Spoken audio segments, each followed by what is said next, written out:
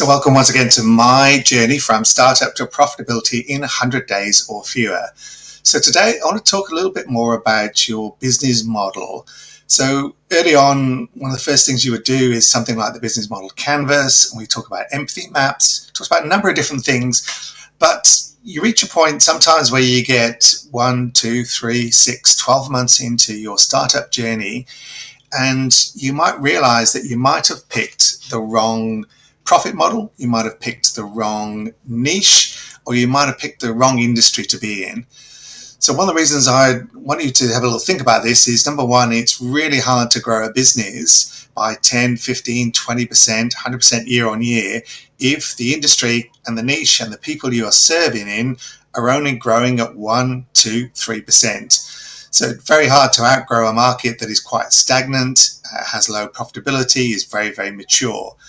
So one of the things you want to think about is that you always have the choice to choose the market and the customers you want to serve.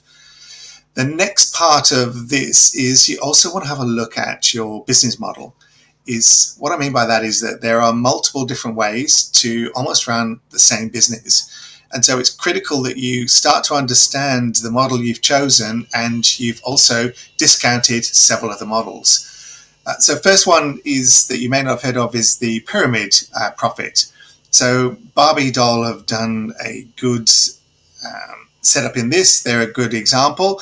So the Barbie doll is only about $10. So it's almost like a firewall. It's almost too cheap, and they've also got a brand name as well. It's almost too cheap for someone to come in and try and create another doll at that price. In some instances, this is almost a loss leader, but Barbie makes a lot of its money with their pyramid. What I mean by that is that they have specialist limited edition ones. They have all the additional sort of add-ons as well.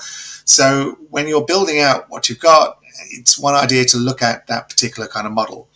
Another one you can think of is the Switchboard Profit.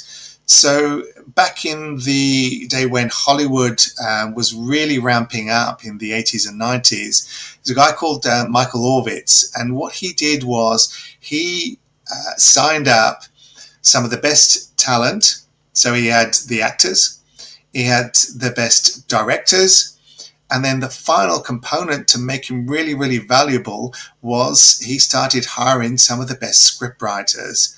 So he was able to go to a studio and say, I've got Michael Douglas and Kathleen Turner being directed by Spielberg, and we've got this amazing script called blah, blah, blah.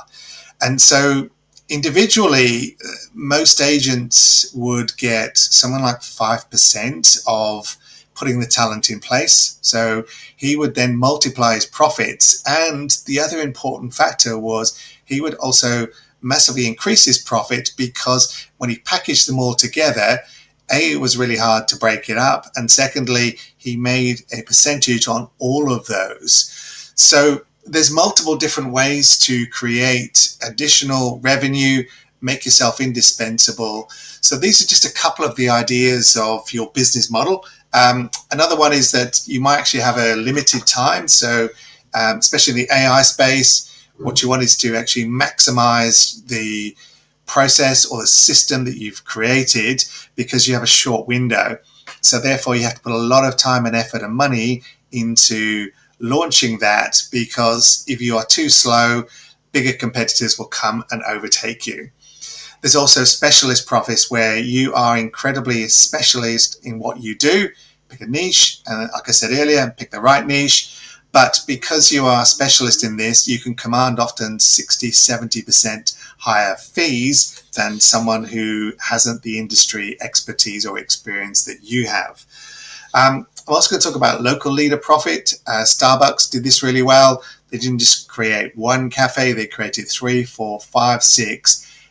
Walgreens did it as well, so that inside of the area and the niche you're looking at, you actually dominate, because you, rather than going, well, I'm going to create a business model in one city and then another and then another, they saturated the market in one particular city, which gave them a huge amount of different advantages: buying power, leverage, brand, all those other things. So again, I encourage you to look at your model, have a little think about different ideas you can do that.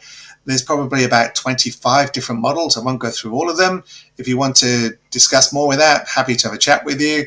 But I encourage you to really think about the model you've created, and is it the right one? And the industry you're in, is it the right industry? Not too late to pivot, not to change that startup, but without sort of going deeper and really thinking about your business model, rather than just copy and pasting someone else has done that, you're possibly missing out on unique advantage and different ways you can differentiate yourself from the competitors out there. So I hope you found this useful, and I'll see you in the next video. Thanks for watching.